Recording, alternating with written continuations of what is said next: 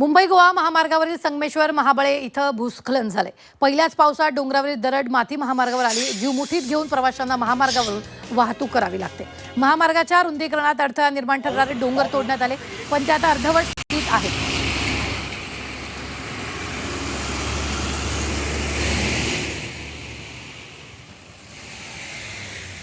तर याच ठिकाणचा आढावा घेतलेला आहे आमच्या प्रतिनिधींनी, पाहूयात।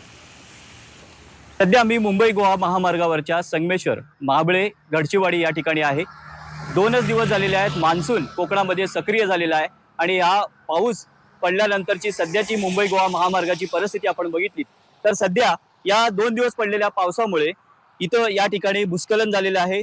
मुंबई गोवा महामार्गाच्या चौपदरीकरणामध्ये अडथळे येणारे जे डोंगर आहेत ते अर्धवट स्थितीत कटाई करण्यात आलेले आहेत आणि अशा प्रकारची माती, पहिल्याच पावसामध्ये माती असेल, भले मोठे दगड असतील, हे महामार्गावरती आलेले आपल्याला पाहायला मिळत आहेत।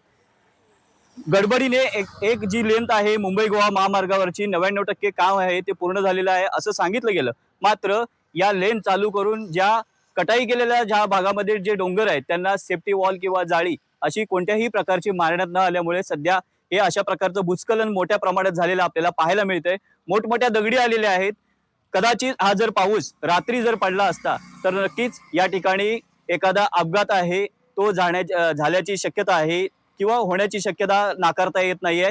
अशा प्रकारे जर बघितलं तर अशा अनेक ठिकाणी मुंबई गोवा महामार्गावरच्या जे डोंगर आहेत त्या अर्धवट कटाईत झालेले आहेत आणि तिथला दरड दगडी असतील किंवा माती असेल त्या सुद्धा या महामार्गावरती आपल्याला आलेल्या पाहायला मिळत आहेत। त्यामुळे नक्कीच पुन्हा एकदा मुंबई गोवा महामार्गाच्या कामाचा जो दर्जा आहे तो पुन्हा एकदा पुढे आलेला आहे।